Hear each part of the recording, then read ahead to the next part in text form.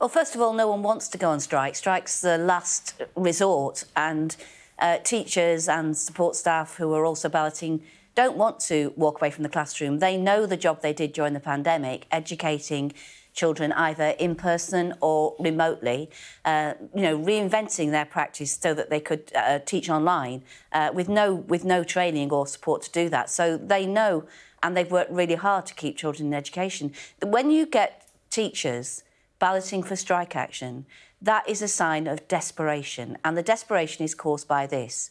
We have schools which are crumbling. The biggest risk that the DfE has on their risk register is a risk of life and limb because of unsafe school buildings.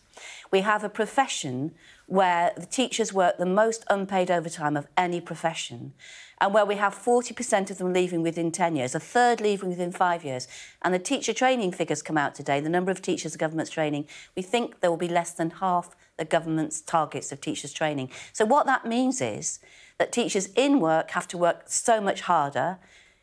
For parents and for pupils, they're seeing lessons being taught by teachers who aren't qualified in the subject they're teaching, increasing use of cover teachers and supply teachers because the leaders are doing everything they can to get teachers in the classroom. So the service is on its knees.